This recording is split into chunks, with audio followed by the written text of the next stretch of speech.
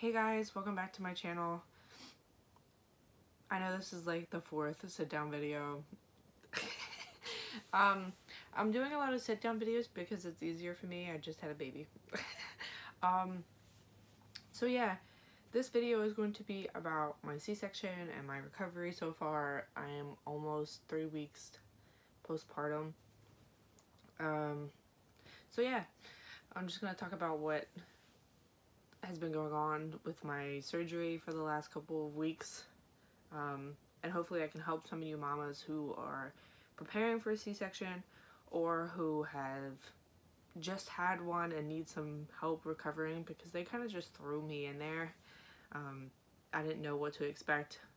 I obviously didn't plan to have one, but yeah, so this is to help prepare anybody who is going to have a C-section or who has just had a C-section.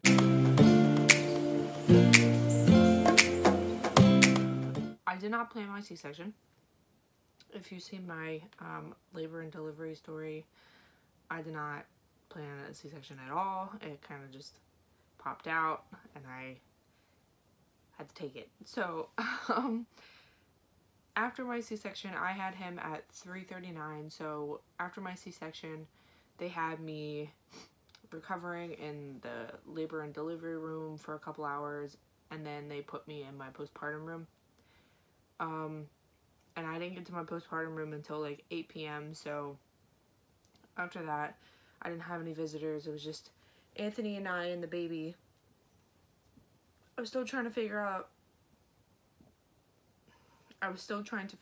how to breastfeed while I was sitting there, and I had a catheter in, so I didn't have to worry about getting up to go to the bathroom. So I kind of just chilled in the room until like 3 a.m. So they want you to get up within 12 hours of your surgery. So at 3 a.m. they came in, woke me up, and told me I had to get out of bed. So they help you get up. You have to stand up completely straight, and they want you to sit in a chair. So they got me to move from the bed, stand all the way up, and then move and sit into a chair, like walk into a chair. And while they were like having me stand up, they had to put like a belly band on me. So they put that on me and moved me to a chair. Alright, so after the chair they put me back into my bed. So a couple hours later they come back, take the catheter out, and they want me to go to the bathroom to make sure that I can walk there myself. So again, they have me sit at the edge of the bed, pull myself up, stand up completely straight. They don't want you to curve your body because it's worse on you. Like, it'll take you longer to recover. So they want you to stand completely straight up. And I still have this belly band on. It's to help like everything get back together. They took the catheter out, so I'm not wearing anything under my under my gown right now. So they take me into the bathroom and they help me. You're still using the peri bottle, so that's still something that like is necessary after you give birth with a C-section. And then mesh underwear is like the thing. Like, I couldn't fit into my regular underwear. I still can't fit into my regular underwear. So mesh underwear or just like a larger cotton underwear. I lived on mesh underwear for like a week. 2 weeks. No, a week. Let's say a week. So they put mesh underwear on me, and then they helped me like get back up. You have to pat everything dry. You know, the normal things, like you can't wipe right after. So that happened while I was still in the hospital. And they had me on morphine. Like I pushed the button and it would give me morphine. I didn't really use that. So like anytime I was in pain, I kind of just like went through it. I only used the morphine when they first gave it to me, because I was in so much pain. But after that, like, I didn't really use it. They were giving me ibuprofen, I think, like, every 6 hours or every 4 hours. They were giving me ibuprofen. So that's basically what I was going off of. And since they seen that I wasn't using the morphine, they kind of took it off me. So I didn't need it anymore.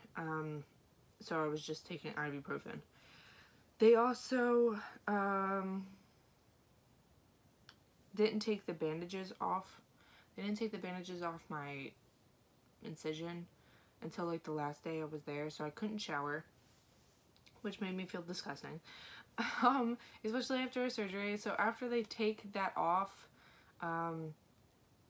there's like this sticky residue still stuck to you, and it's stuck to the mesh underwear. So every time I tried to pull down the mesh underwear, it just like clung to my stomach. So I had to sit there and like slowly rip it off my belly. It was a hot mess. So prepare for that. I still have some of that residue on me because it hurts to like scrub it off because it's like pulling my skin near my incision. I don't know. Like, I can't get it off my stomach, so it's still there. What else? Alright, so that was basically it for the hospital. They didn't tell me anything other than the shower information, and like, that's it. Like, the shower, when you take a shower, you have to like rub it gently with soap and then rinse it off and then pat it dry. Like, that causes infection, so make sure you keep it dry. But that's the only instructions they gave me with my C-section. Like, that's I didn't know what else to do. So I have had a couple of amazing YouTubers who have reached out to me and told me what to expect. If anybody knows Brooklyn, she's amazing and so sweet. But she has reached out to me and like she's talked to me about her C-section journey, and I really appreciate that because I had no clue what to expect, and it's really nice to have somebody who has gone through it to help you through it. So hopefully I could do that for you guys. But yeah, I didn't know what to expect, and her advice really helped me. She said keep up on your medication and to stay hydrated, so I have, and that has really helped me. And don't push yourself over the limit. Like, if you can't do something, just relax and take it easy. But you do want to stay up and moving. So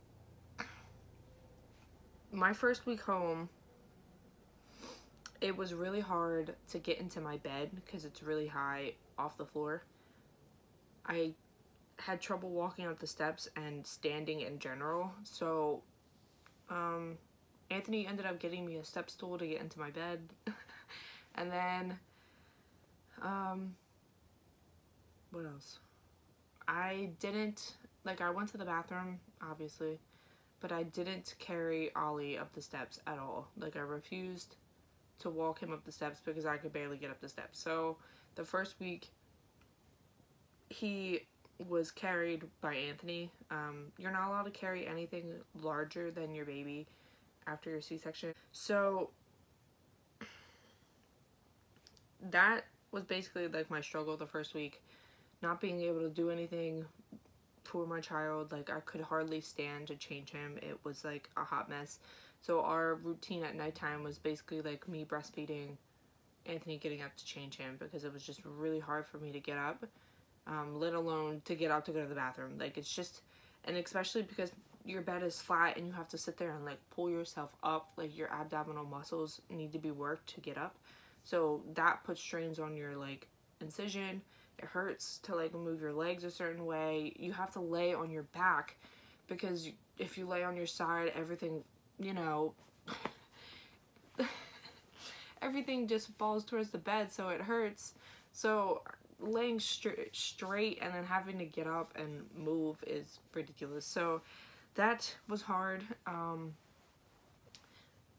So that was basically like my first week, just trying to struggle through the pain, and not being able to do anything myself. Like, it was really hard to keep asking for help, and I was extremely emotional because of what happened with like surgery and how my labor went, so that did not help. Like, I was crying all the time. I could not help myself. It was a freaking mess. So that was like my first week. It was bad, but I got through it. In my second week, I was trying to stay more positive. So Anthony went back to work on Wednesday, and my mom stayed with me the rest of the week. That wasn't as bad. I was able to walk down the steps, but I still wanted my mom to carry him because I still wasn't comfortable with walking down the steps as of then.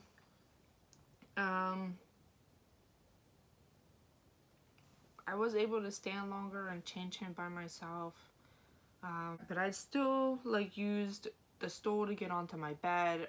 I was still walking weird, and I still couldn't stand for like a really long time without it like swelling up. Just in case you didn't know, like the incision is like it makes like a weird pouch on your belly, so like everything swells up around it. I don't know. So that was basically my second week. It was a lot easier to do things, but it was still hard. We went on our first outing. We went to Target, and we had the baby in the cart, and I pushed the cart, and I was getting really tired and in pain, so we ended up having to leave because I couldn't walk through Target. So that's basically my second week. It was hard, but not as hard as the first one. So as time goes on, like, it does get easier if you keep moving your body. Like, you cannot lay on it and stay still. Like, you have to push through it. It's gonna hurt. But you know yourself, like, I knew I couldn't make it through Target, so we had to leave. But everything else, like, you kind of have to push through. Like, if you have to go to the bathroom, you have to get up. So my third week, I was home alone. Like, this past week, I was home alone by myself, and I think I did really well. Over the weekend, Anthony helped me. Like, he stood behind me as I, like, walked up the steps, and in front of me as I walked down with the baby, so I can get, like, comfortable with carrying him myself. So this week has been a really good week. It has helped me feel like I don't need anybody the way I used to need somebody, because I had both children this last week. I had Lillie and Oliver by myself, and I had to get her to school and use my carrier and everything all by myself. So that was something that, like, built my confidence this week, that I was able to do everything myself. I had him while getting breakfast and walking down the steps and going to the bathroom and all that stuff. So I was able to do a lot of stuff for myself. So that made me feel a lot better about the whole situation. So I haven't cried this week. That's a bonus. So I'm walking normal. I'm going up the steps normal. I can get in and out of bed without the stool, finally. I do want to say that my scar is still healing. The glue is still there. It was glued shut. It's slowly coming off, but it's still healing, and it's disgusting looking. It's gross. If anybody has had surgery anywhere else, it's kind of like that. Like, they cut you open, glue it shut, and it's slowly healing. So I'm not going to show you that. It's really gross looking. And they also messed up my tattoos. I have like 2 tattoos down there, and they're ruined. So if you have tattoos down there, it's bound to get ruined. But yeah, like I mentioned earlier, there is like a pouch, and I've heard it doesn't go away, so, but that's something to look forward to. Other than that, like, my recovery is going really well.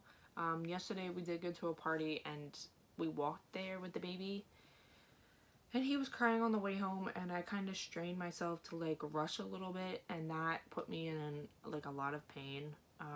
They did prescribe me Percocets, but I refused to take them, so I didn't even fill my prescription on that. I've just been taking ibuprofen since, like, I've been in the hospital, so I just take that every couple hours when I'm supposed to. They do have me on prenatal still, so I take those. I take Greek, is that what it's called? For breastfeeding. I take that every morning. They did have me on iron pills and stool softeners. But I stopped taking both because the baby started getting constipated. Prenatals already have iron pills, like iron in it. So the extra iron is what clogs you up. So I don't need to take the stool softeners anymore because I stopped taking the iron pills. But the iron pills were affecting the baby, so I stopped taking those. But I'm still taking prenatals, the Greek, and ibuprofen when I need to. What else? I was gonna say something. Oh, the first poop isn't as bad as having vaginal. Not gonna lie. Like, Lily's first poop was horrible. I know a lot of people like get you super scared for like the first poop, but I think vaginal is a lot, like, it's different. Like, you're swollen down there and it hurts to, you know, push something out. But because I had surgery on my stomach, it didn't hurt as much to go to the bathroom. So that's a plus. Like, you don't have to worry that much to go to the bathroom. Hopefully this isn't weird to talk about. I'm recovering really well. And thank you for all of your support through my crazy birth and recovery. I will update you some more when, you know, I really am done. I have my 6-week appointment in 3 weeks, so I'll update you guys around that time how my recovery is still going. But as of now, I'm still feeling some aches and pains, still having trouble a little walking here and there if I strain myself. But other than that, I'm feeling like myself, and I'm feeling very proud and confident, and yeah, so that's pretty much it. I hope you guys can take something out of this, and I hope I can help you through your C-sections. And if you have any other advice for me, please leave them in the comments because I would love to hear them. Make sure you subscribe if you haven't already, and I'll see you guys in the next video. Bye, guys.